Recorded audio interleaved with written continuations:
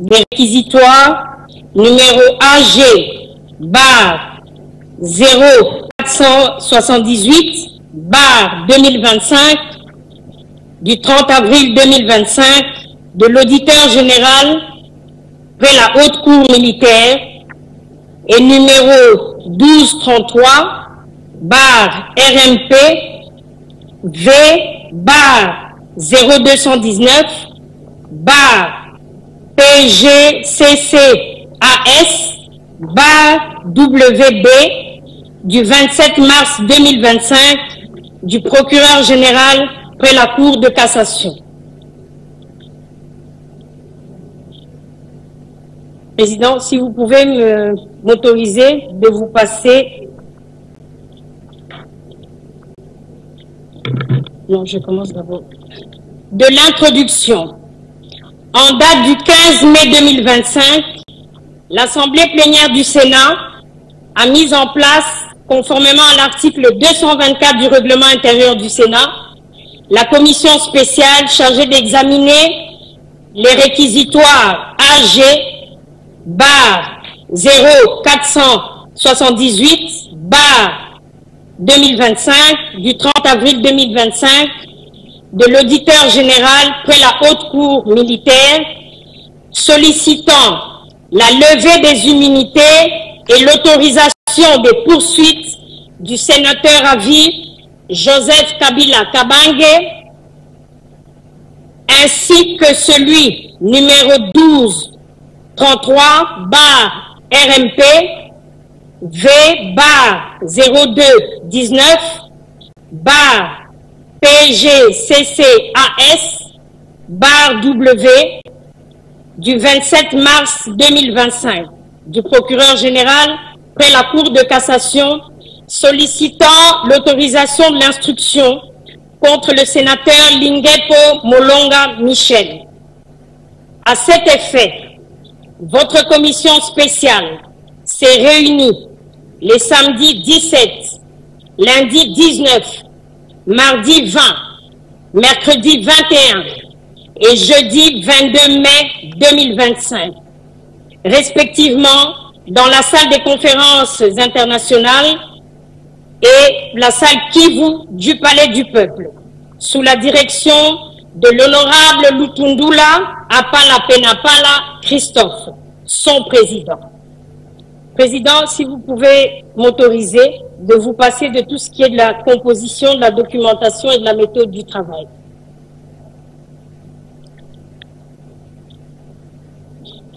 Oui, je vous autorise. Mais merci. Je pense que ce serait quand même important de mentionner la documentation et la méthode de travail. Vous pouvez peut-être vous passer de la composition parce que les sénateurs ont déjà en leur possession les noms des sénateurs qui composent la commission. Merci. De la documentation. Pour bien mener ces travaux, la commission spéciale s'est servie des documents ci-après. La Constitution de la République démocratique du Congo, la loi organique numéro 13/010 du 19 février 2013 relative à la procédure devant la Cour de cassation, la loi organique numéro 13/011-B du 11 avril 2013 portant organisation, fonctionnement et compétences des juridictions de l'ordre judiciaire, la loi numéro 023/2002 du 18 novembre 2002 portant code judiciaire militaire tel que modifié et complété à ce jour, la loi numéro 18/021 du 26 juillet 2018 portant statut des anciens présidents de la République élus et fixant avantages accordés aux anciens chefs de corps constitués. Règlement intérieur du Sénat 2024. Le règlement du Congrès de la législature 2019-2023. Le réquisitoire numéro 1333, 1233/RMP, V, /0219, PGCC, AS, WB, du 27 mars 2025 du procureur général près la Cour de cassation. Le réquisitoire numéro AG bar 0478 bar 2025 du 30 avril 2025 de l'auditeur général près la Haute Cour militaire. Les correspondances des maîtres Patrick Mutombo Buzangu, avocat conseil de M. Élisée Bokumwana, portant désistement de la plainte contre le sénateur Lingepo Molonga Michel. De la méthode du travail. En vue de réaliser sa mission, votre commission spéciale a procédé de la manière suivante. Audition de l'auditeur général près la Haute Cour militaire et du procureur général près la Cour de cassation. Audition des sénateurs visés par les dits réquisitoires. Adoption et vote du rapport. Du déroulement des travaux. De l'audition de l'auditeur général près la Haute Cour militaire et du procureur général près la Cour de cassation. Conformément au prescrit de l'article 224 du règlement intérieur du Sénat, votre commission spéciale a entendu les auteurs des deux réquisitoires l'un après l'autre. De l'audition de l'auditeur général près la Haute Cour militaire sur le réquisitoire contre le sénateur à vie Joseph Kabila Kabange. Monsieur l'auditeur général de la Haute Cour militaire est, dans son exposé, revenu sur les termes de son réquisitoire numéro AG bar 0478 bar 2025 du 30 avril 2025 saisissant le Sénat aux fins de la levée des immunités et de l'autorisation des poursuites du sénateur à vie Joseph Kabila Kabange. Il a également fourni des éclaircissements complémentaires sur la procédure en cours. À la suite de cet exposé, les membres de la commission ont soulevé des préoccupations portant sur le caractère direct ou indirect de l'entretien du sénateur à vie Joseph Kabila Kabange avec M. Corneille Nangaa, rapporté par le témoin M. Eric Kouba, sur lequel se fonde M. l'auditeur général. La certitude de la présence du sénateur à vie à Goma et le rapport des services de sécurité de la RDC y relatif. L'interprétation exacte de l'article 120B de la loi numéro 023/2002 du 18 novembre 2002 portant code judiciaire militaire. La distinction à dégager sur le plan scientifique et judiciaire entre ancien président de la République élu et sénateur à vie.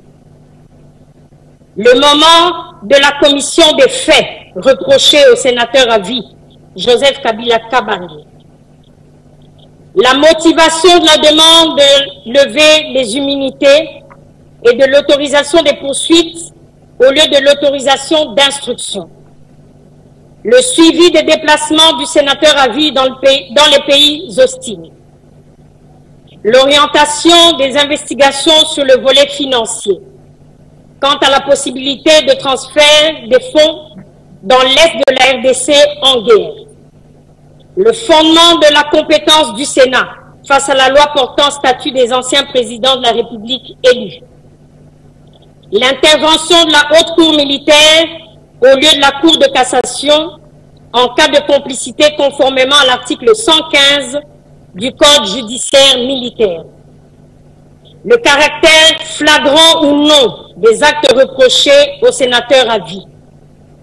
La jurisprudence nationale sur le jugement d'un parlementaire par la Haute Cour militaire et le précédent international en matière de poursuite contre un sénateur à vie. La garantie de l'intégrité du témoin Eric Kouba. Le classement des faits dans les catégories des actes de participation, complicité ou corréité. Le type de preuve à disposition. La garantie du respect des droits du sénateur à vie ainsi que de l'application objective des règles de procédure au cas où ces immunités étaient levées. Regroupés ensemble, les échanges avec Monsieur l'auditeur général se résument dans les principaux points ci-après. La recevabilité de la requête, la gravité de la qualification des faits retenus par Monsieur l'auditeur général et le respect des droits de la défense. De la recevabilité de la requête, votre commission a examiné, du point de vue recevabilité, la question relative au respect de la procédure et de la qualité de l'autorité qui a saisi le Sénat, ainsi que de la compétence tant du Sénat de traiter la levée des immunités et de l'autorisation des poursuites du sénateur à vie, que de la juridiction militaire de connaître la question. Du respect de la procédure et de la qualité de l'autorité requérante. Monsieur l'auditeur général a rassuré que la procédure engagée est régulière. Il a soutenu par ailleurs que l'auditorat général, près la haute cour militaire, est l'organe compétent pour saisir la chambre haute du Parlement en matière de la levée des immunités et de l'autorisation des poursuites du sénateur à vie, et non le parquet général près la Cour de cassation, car les faits reprochés relèvent de la compétence des juridictions militaires. À cet effet, Monsieur l'auditeur général a soutenu que la recevabilité de son réquisitoire se fonde sur les dispositions pertinentes des articles 101 alinéa 7, 104 alinéa 7, 107 alinéa 2, 122.6, 153 et 156 de la Constitution de la République démocratique du Congo du 18 février 2006, telle que modifiée et complétée par la loi numéro 11/002 du 20 janvier 2011 portant révision de certains articles de la Constitution. 77 alinéa 1er de la loi organique numéro 13/010 du 19 février 2013 relative à la procédure devant la Cour de cassation. 100 de la loi organique numéro 13/011-B du 11 avril 2013 portant organisation, fonctionnement et compétences des juridictions de l'ordre judiciaire. 120B, 162, 169 et 214 de la loi numéro 023/2002 du 18 novembre 2002 portant code judiciaire militaire tel que modifié et complété à ce jour. L'article 153 de la Constitution attribue à la Cour de cassation la compétence pénale pour les actes infractionnels commis par les membres de l'Assemblée nationale et du Sénat pendant l'exercice de leurs fonctions. Mais, lorsqu'ils commettent des actes prévus et punis par le Code pénal militaire, ils relèvent de la compétence de la Haute Cour militaire en vertu de l'article 120B de la loi numéro 023/2002 du 18 novembre 2002 portant code judiciaire militaire tel que modifié et complété à ce jour, dont le libellé est ainsi conçu. Sont justiciables devant la Haute Cour militaire les personnes justiciables par État de la Cour suprême de justice pour des faits qui relèvent de la compétence des juridictions militaires. Il a souligné que, contrairement à ce que d'aucuns ont tenté de soutenir, l'article 120B du Code judiciaire militaire pré-rappelé est bel et bien conforme à la Constitution, et ce, par application de l'article 156, alinéa 3 de la Constitution ainsi libellée.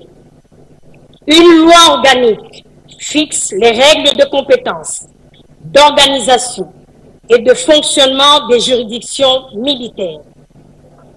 Au terme de l'article 77, alinéa 1er de la loi organique numéro 13/010 du 19 février 2013 relative à la procédure devant la Cour de cassation, si le procureur général estime devoir traduire l'inculpé devant la Cour, il adresse un réquisitoire au bureau de la Chambre dont fait partie le parlementaire aux fins d'obtenir la levée des immunités et l'autorisation des poursuites.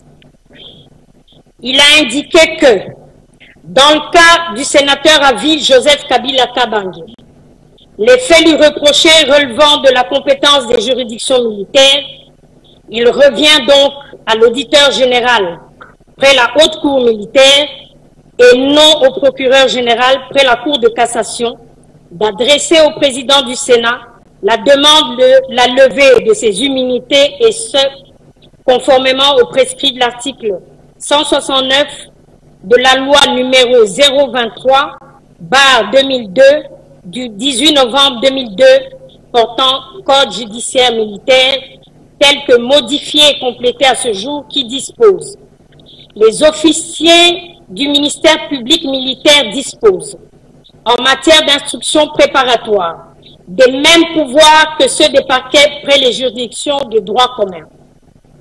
Surabondamment, il a ajouté qu'au terme de l'article 214 du Code judiciaire militaire précité, seul l'auditeur général a compétence de saisir la haute cour militaire des faits reprochés aux personnes justiciables par état de la Cour de cassation lorsqu'elles commettent des faits relevant de la compétence des juridictions militaires.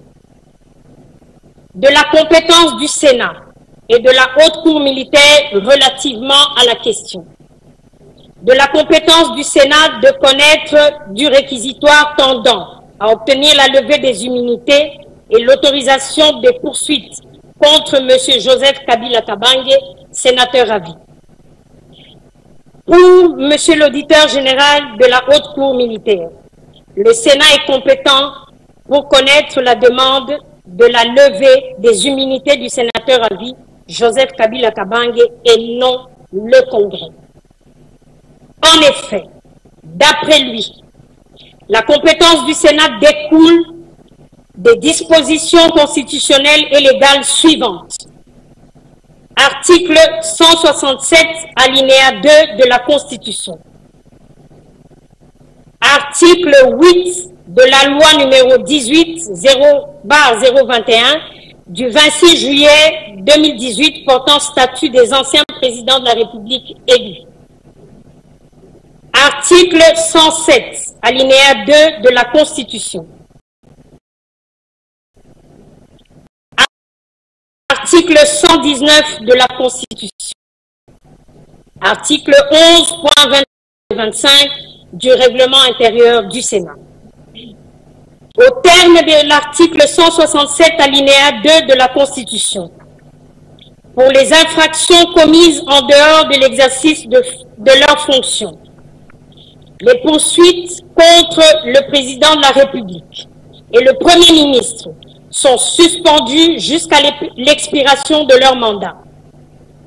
Pendant ce temps, la prescription est suspendue. Dans le cas sous examen, les faits pour lesquels il sollicite la levée des immunités dont jouit le sénateur à vie Joseph Kabila Kabange n'ont pas été commis en dehors de l'exercice de ses fonctions pendant la durée de son mandat en tant que président de la République. Ils ont été perpétrés après la cessation de ses fonctions de président de la République, donc en qualité de sénateur à vie, titre lui reconnu par l'article 104, alinéa 7 de la Constitution. Par voie de conséquence, a soutenu M. l'auditeur général les dispositions de l'article 8 de la loi numéro 18/021 du 26 juillet 2018 portant statut des anciens présidents de la République élus ne doivent pas lui être appliqués, et ce, pour deux raisons résultant d'une part de l'article 119 de la Constitution et d'autre part de l'article 8 de la loi relative au statut des anciens présidents de la République élus. L'article 119 de la Constitution dispose que les deux chambres se réunissent en congrès pour les cas suivants. La procédure de révision constitutionnelle conformément aux articles 218 à 220 de la présente Constitution. L'autorisation de la proclamation de l'état de siège ou de l'état de siège d'urgence et de la déclaration de guerre conformément aux articles 85 et 86 de la présente Constitution. L'audition du discours du président de la République sur l'état de la nation, conformément à l'article 77 de la présente Constitution.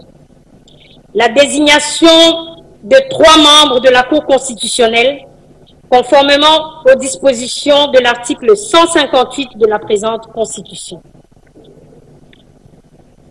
L'article 8 de la loi numéro 018/021 du 26 juillet 2018 portant statut des anciens présidents de la République élus dispose que pour les actes posés en dehors de l'exercice de ses fonctions, les poursuites contre tout ancien président de la République élu sont soumises au vote à la majorité des 2/3 des membres des deux chambres du Parlement réunis en congrès, suivant la procédure prévue par son règlement.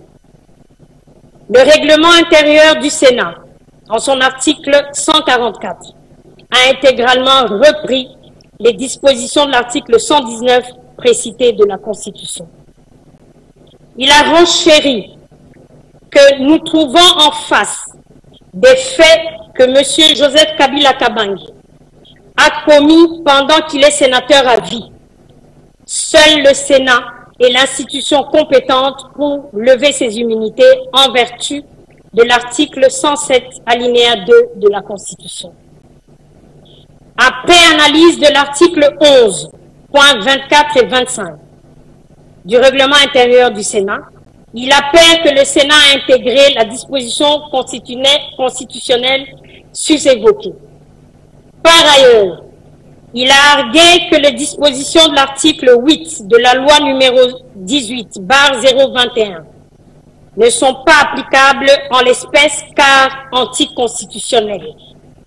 Pour lui, elles ont été prises in tempore suspecto pour soustraire le sénateur à vie du pouvoir de la justice. Tandis que les dispositions de l'article 167 de la Constitution, non plus, ne peuvent entrer en ligne de compte, car elles visent le cas du président de la République en fonction. En ce qui concerne la motivation de la demande de la levée des immunités et de l'autorisation des poursuites au lieu de l'autorisation d'instruction, Monsieur l'auditeur général a soutenu que l'instruction vise la recherche des preuves, alors que dans le cas sous examen, il dispose d'un faisceau de preuves. Il a même ajouté qu'il a une jurisprudence en la matière. S'agissant du caractère flagrant et non des faits, Monsieur l'auditeur général a soutenu qu'en l'espèce, il n'y a pas flagrance. Quant à la justification du fait que l'injonction lui a été donnée par le ministre de la Justice que plutôt de celui de la Défense nationale, Monsieur l'auditeur général a relevé que l'injonction étant un acte de mise en branle de l'instruction qui peut ne pas aboutir à la poursuite, Monsieur le ministre de la Justice peut la lui donner en vertu des prescrits de l'article 162 du Code judiciaire militaire. Au demeurant, il a souligné avoir commencé les enquêtes bien avant l'instruction du ministre. De la compétence de la juridiction militaire, Monsieur l'auditeur général a soutenu sans détour que, conformément au prescrit de l'article 120, B du Code judiciaire militaire. La Haute Cour militaire est bel et bien la juridiction compétente pour connaître les faits reprochés au sénateur à vie Joseph Kabila Kabange, si haut évoqué. Outre la disposition précitée, la compétence de la Haute Cour militaire est également fondée sur les dispositions légales ci-après. Article 111 in fine du Code judiciaire militaire libellé comme suit. Les juridictions militaires sont compétentes à l'endroit de ceux qui, sans être militaires, commettent des infractions aux moyens d'armes de guerre. Article 115 du Code précité dont le libellé est ainsi conçu. Les juridictions de droit commun sont compétentes dès lors que l'un des co-auteurs ou complices n'est pas justiciable des juridictions militaires, sauf pendant la guerre ou dans la zone opérationnelle sous l'état de siège ou d'urgence. Article 6 de l'ordonnance numéro 21/016 du 3 mai 2021 portant mesures d'application de l'état de siège sur une partie du territoire de la République démocratique du Congo, en l'espèce en Ituri et au Nord Kivu.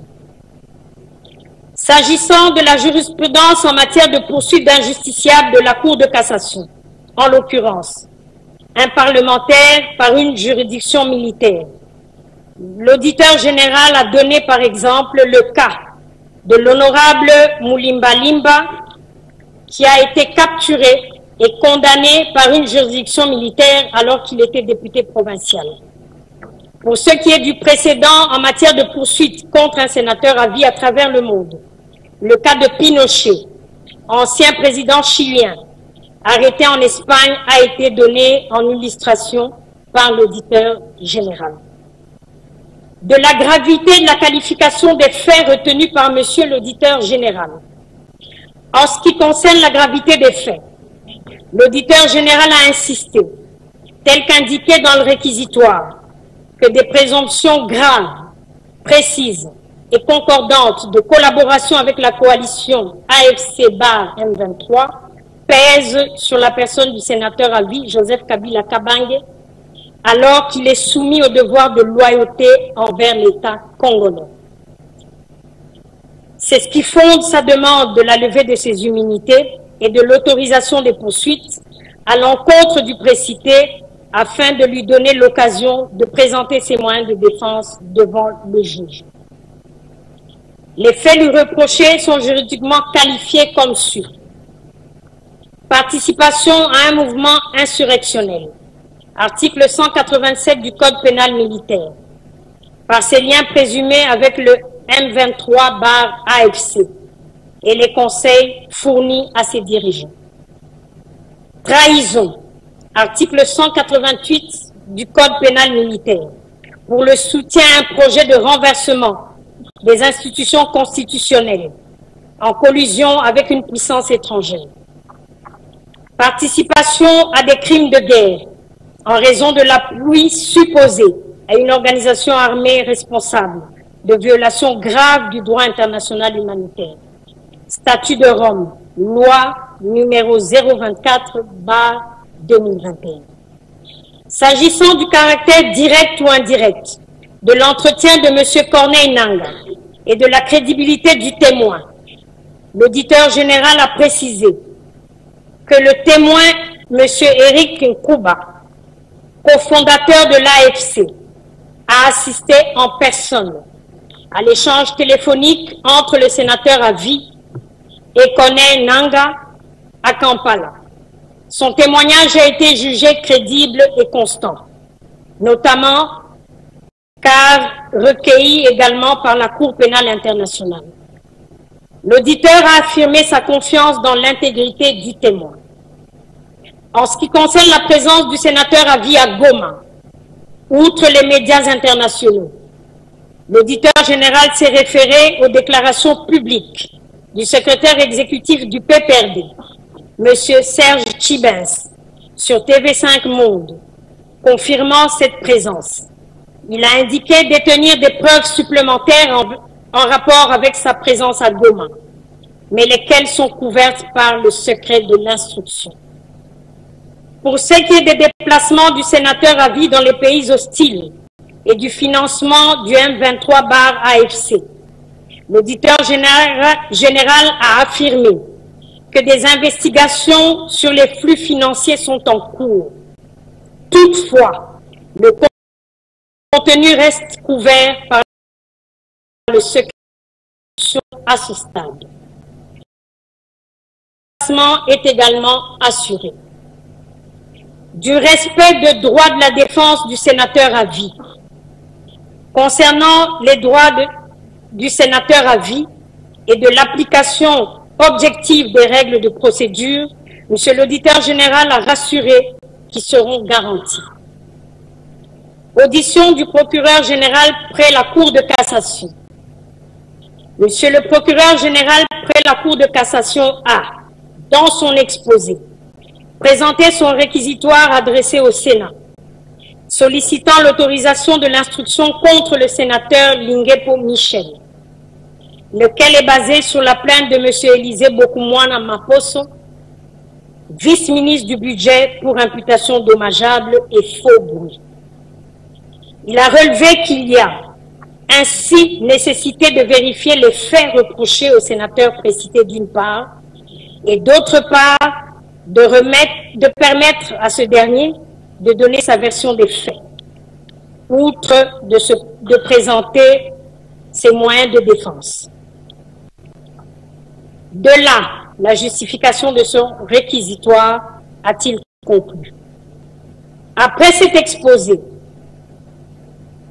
Monsieur le Président l'a informé de la réception par le Sénat, par le Président du Sénat, de deux correspondances de M. Élisée Bokoumouana Maposo par le truchement de son conseil, Maître Patrick Moutombo Bouzang. L'une adressée à M. le procureur près la Cour de cassation, dont copie au Président du Sénat, portant désistement de la plainte déposée contre ce dernier. L'autre au Président du Sénat, sur le même objet, pour clôturer le différend entre M. Bokoumouana et le sénateur Linguepo.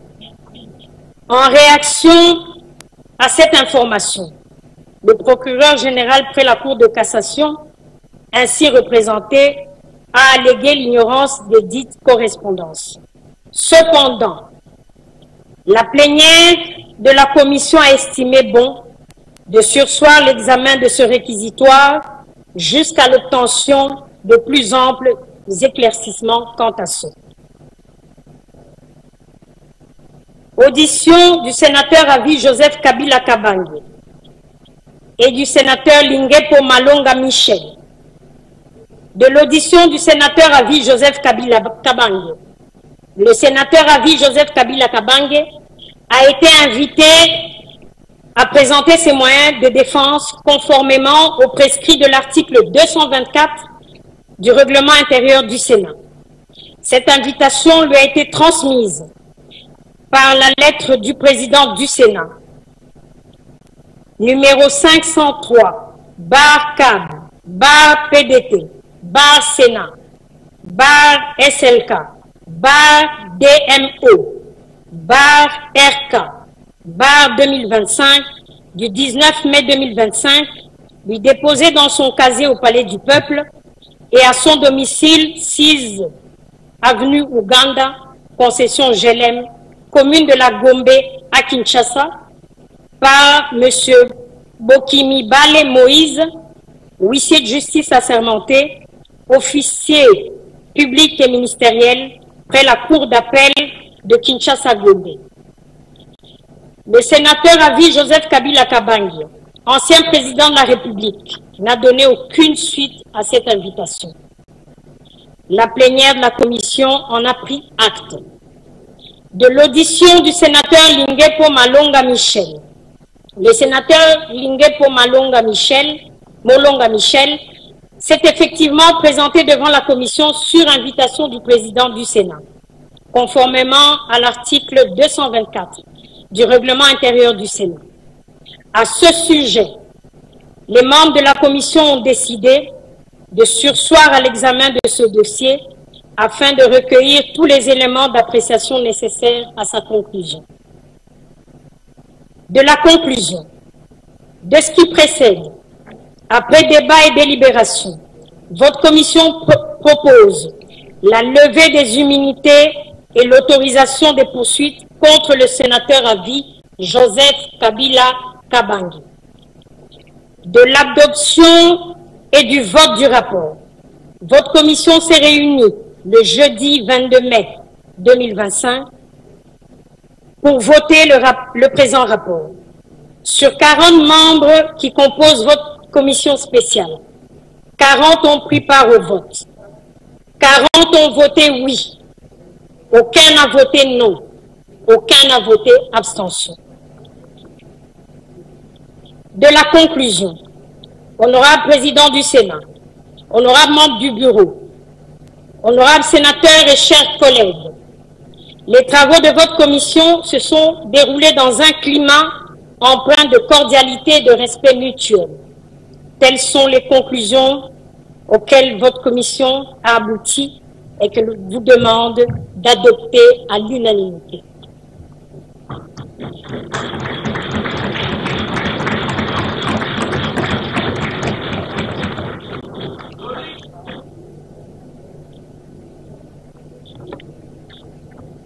Honorables sénateurs et chers collègues, nous pouvons maintenant suivre le projet de résolution. Vous avez la parole, honorable rapporteur de la Commission. Projet de résolution. Résolution du Sénat numéro relative au réquisitoire de l'auditeur général près la Haute Cour militaire aux fins de l'obtention de la levée d'immunité parlementaire et de l'autorisation des poursuites du sénateur à vie Joseph Kabila Kabange, ancien président de la République démocratique du Congo. Le Sénat réuni en séance plénière du 22 mai 2025. Vu la Constitution, spécialement ses articles 100, 104, alinéa 7 et 107, alinéa 1 et 2, vu son règlement intérieur, spécialement ses articles 4, 5, 223 et 224.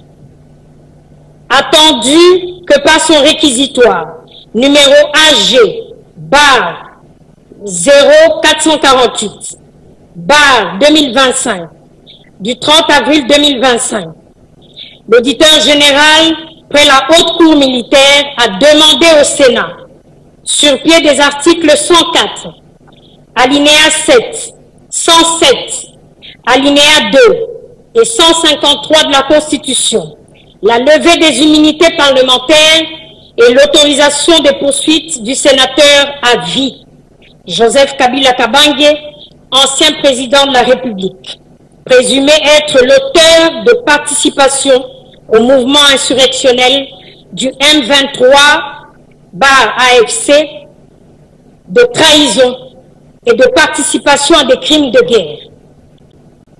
Considérant qu'en vertu de l'article 5 et 4, alinéa 7 de la Constitution, les anciens présidents de la République élus sont de droit sénateurs à vie, que, par conséquent, les dispositions constitutionnelles et réglementaires relatives au statut des sénateurs lui sont applicables, sans préjudice de la dispense des obligations auxquelles le sénateur est tenu, prévu à l'article 5, alinéa 2 du règlement intérieur du Sénat.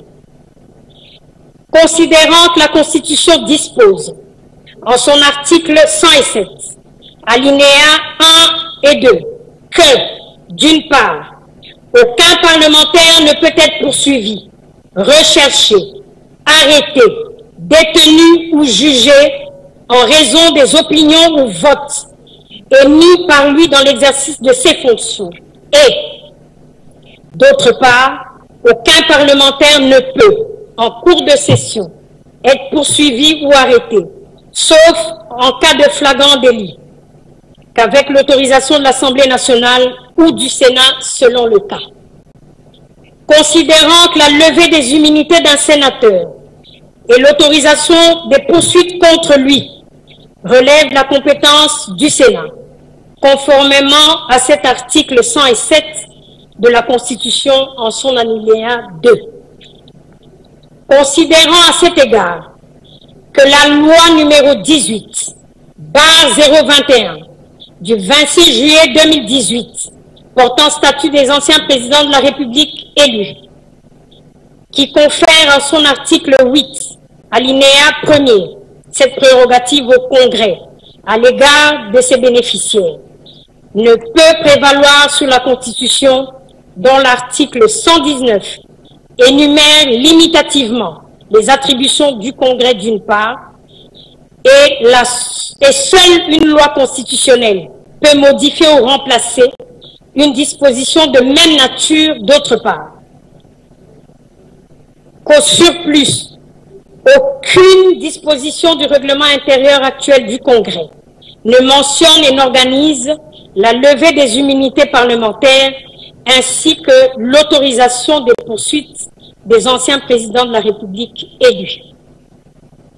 Considérant qu'en vertu des articles 153 et 156, alinéa 2 de la Constitution, 120B, 162, 169 et 214 de la loi numéro 023/2002 du 18 novembre 2002 portant code judiciaire militaire tel que modifié et complété à ce jour, et 77, alinéa 1er de la loi organique numéro 13/010 du 19 février 2013 relative à la procédure devant la Cour de cassation. Les personnes justiciables par État de la Cour de cassation sont justiciables de la Haute Cour militaire pour les faits qui relèvent de la compétence des juridictions militaires. Et les officiers du ministère public militaire disposent, en la matière d'instruction préparatoire, des mêmes pouvoirs que ceux des parquets près les juridictions de droit commun. Considérant par ailleurs l'article 111 in fine du Code judiciaire militaire ainsi libellé, les juridictions militaires sont compétentes à l'endroit de ceux qui, sans être militaires, commettent des infractions au moyen d'armes de guerre. Et l'article 115 du même code qui dispose que les juridictions de droit commun sont compétentes dès lors que l'un des co-auteurs ou complices n'est pas justiciable des juridictions militaires, sauf pendant la guerre ou dans la zone opérationnelle sous l'état de siège ou d'urgence.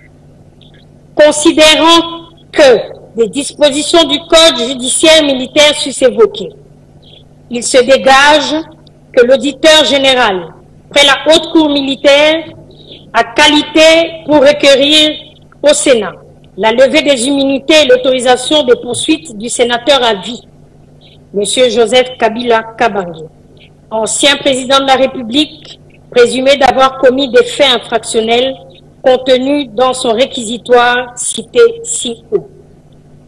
Considérant que, conformément aux articles 149, alinéa 1 et 151, alinéa 2 de la Constitution, le pouvoir judiciaire est indépendant du pouvoir législatif et du pouvoir exécutif d'une part, et le pouvoir législatif ne peut ni statuer sur les différents juridictionnels, ni modifier une décision de justice, ni s'opposer à son exécution d'autre part. Considérant qu'en vertu de la règle de la séparation des pouvoirs consacrée par les deux articles de la Constitution évoqués ci-dessus, au point 1, le Sénat n'a pas compétence pour connaître, quant au fond, des faits exposés dans le réquisitoire de l'auditeur général. Son examen porte sur la relation des faits imputés au sénateur avec l'exercice de ses fonctions, exercice protégé par la Constitution dans l'intérêt du Sénat. À travers les immunités parlementaires, tel que défini à son article 107 et comportant l'irresponsabilité ainsi que l'inviolabilité du parlementaire pour les opinions et vote émis en cette qualité que, de ce fait, les immunités parlementaires sont instituées pour protéger les fonctions exercées plutôt que pour placer leurs bénéficiaires au-dessus des lois de la République ou en dehors de celles-ci. Prenant acte de ce que, quoique régulièrement invité à présenter ses moyens de défense et sa version des faits à la commission spéciale, conformément à l'article 224 du règlement intérieur du Sénat, par la lettre du président du Sénat, numéro 503, bar CAB, bar PDT, bar Sénat, bar SLK, bar DMO, bar PK, bar 2025, du 19 mai 2025, lui déposé à son domicile 6 sur avenue Ouganda, concession Gelem, commune de la Gombe à Kinshasa, par maître Bokimi Bale Moïse, huissier de justice assermenté, officier public et ministériel près la cour d'appel de Kinshasa-Gombe. Le sénateur à vie, Joseph Kabila Kabange, ancien président de la République, n'a donné aucune suite à cette invitation. Se déclare régulièrement saisi par l'auditeur général près la haute cour militaire et compétent pour connaître de son réquisitoire. Constate que tel qu'exposé par l'auditeur général près la haute cour militaire dans son réquisitoire et devant la commission spéciale du Sénat chargée de l'examen du dit réquisitoire, les faits dont le sénateur à vie, Joseph Kabila Kabange, ancien président de la République, est présumé être l'auteur, n'ont pas de lien avec l'exercice de ses fonctions parlementaires et ne peuvent pas avoir droit à la couverture des immunités parlementaires prévues à l'article 107 premier de la Constitution. En conséquence de ce qui précède, les immunités parlementaires du sénateur à vie, Joseph Kabila Kabange, ancien président de la République, est donné à l'auditeur général près la haute cour militaire de l'autorisation des poursuites à sa charge. Charge le bureau du Sénat de transmettre la présente résolution à l'auditeur général près la haute cour militaire, adoptée à Kinshasa le 22 mai 2025 à la majorité de